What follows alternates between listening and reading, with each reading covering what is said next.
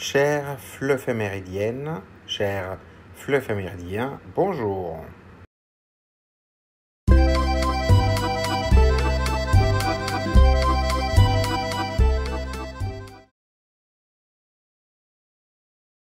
La Journée internationale de l'écrivain africain rend hommage aux auteurs du continent africain et à la diversité de leurs voix.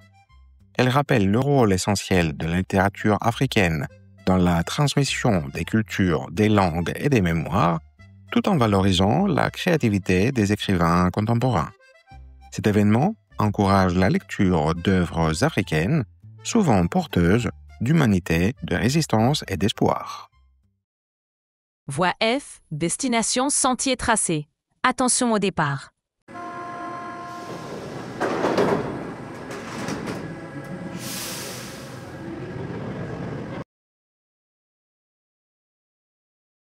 Première question. Aimez-vous lire des livres d'écrivains d'autres continents et cultures? Les apprenants peuvent dire qu'ils aiment découvrir de nouvelles histoires avec des personnages différents, des paysages inconnus, des traditions et des coutumes originales. Par exemple, lire un écrivain africain, c'est comme voyager. On découvre d'autres manières de vivre, de parler, de rêver.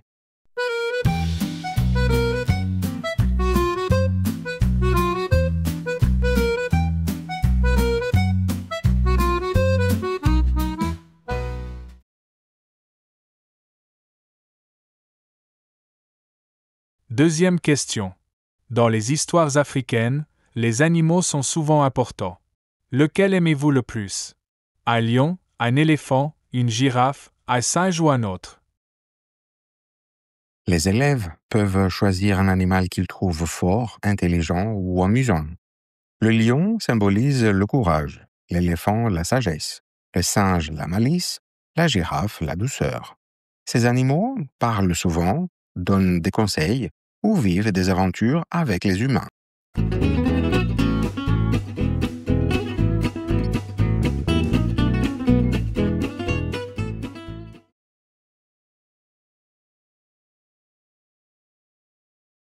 Troisième question. Vous voulez lire le roman d'un écrivain africain. Quel type d'histoire vous intéresse? Drôle, d'amour ou triste? Sur une famille, des animaux ou un voyage? Certains préfèrent une histoire d'amour ou d'amitié, d'autres une aventure dans la savane ou un conte avec des animaux. D'autres peuvent dire qu'ils aiment les histoires qui parlent de la famille, des traditions ou de la liberté. L'important, c'est de choisir une histoire qui fait rêver ou réfléchir.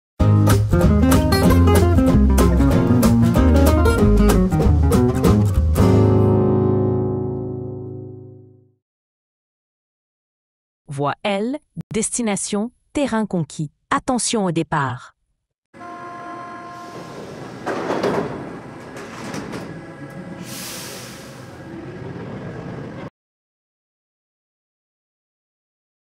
Première question.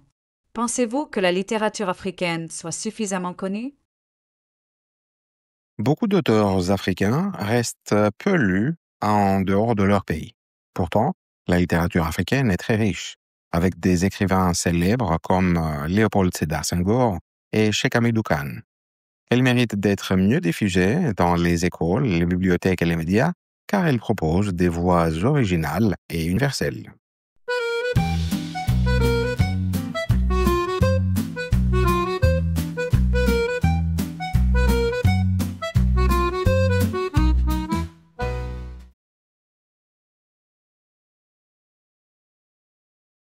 Deuxième question. Pourquoi, selon vous, certains écrivains africains choisissent-ils d'écrire dans des langues aussi diverses que le français, l'anglais, le portugais, l'arabe ou encore des langues africaines? Quels facteurs influencent ce choix?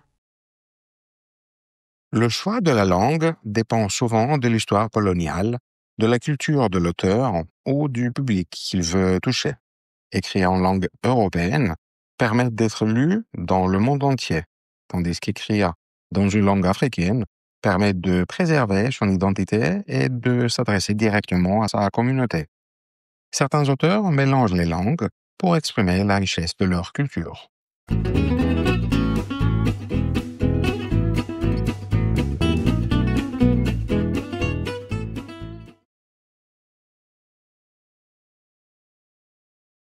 Troisième question. Quel stéréotype sur l'Afrique la littérature peut-elle aider à déconstruire? Les romans africains montrent que l'Afrique n'est pas un seul pays, mais un continent aux multiples visages. Ils parlent de villes modernes, de jeunes ambitieux, d'artistes, de scientifiques, de femmes fortes.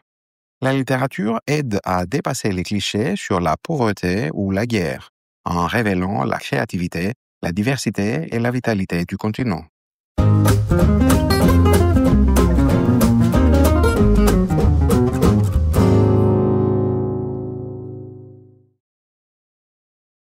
Voie E, destination, sommet atteint. Attention au départ.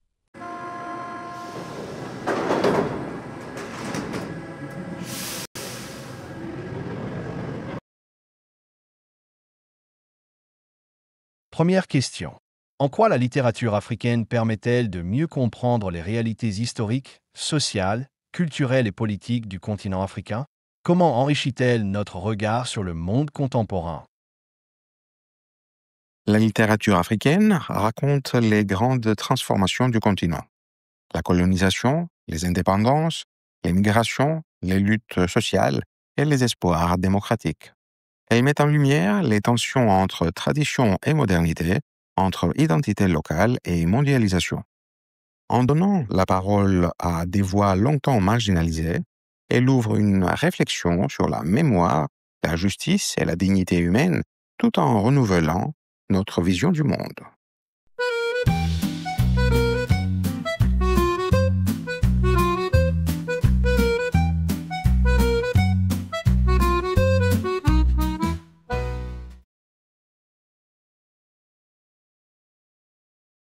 Deuxième question. Pensez-vous qu'il soit plus difficile d'être écrivain en Afrique qu'en Europe?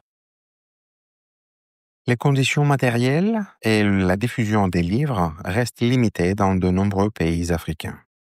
Les écrivains doivent souvent publier à l'étranger pour être lus. Pourtant, cette difficulté renforce leur créativité. Ils inventent de nouvelles formes orales, poétiques ou numériques pour entrer en contact avec leur public. Être écrivain en Afrique, c'est aussi un acte de résistance et d'engagement culturel.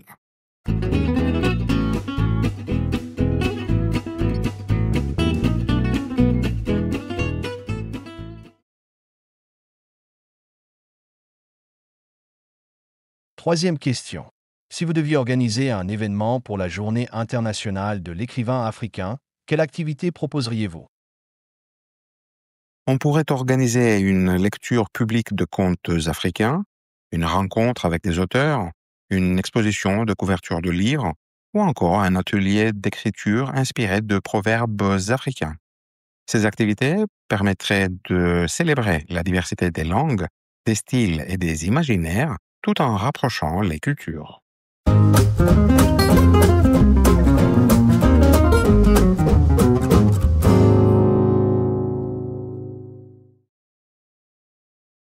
Prochain arrêt.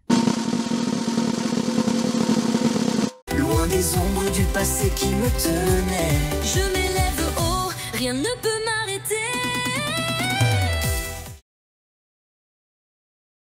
Merci d'avoir regardé cette vidéo.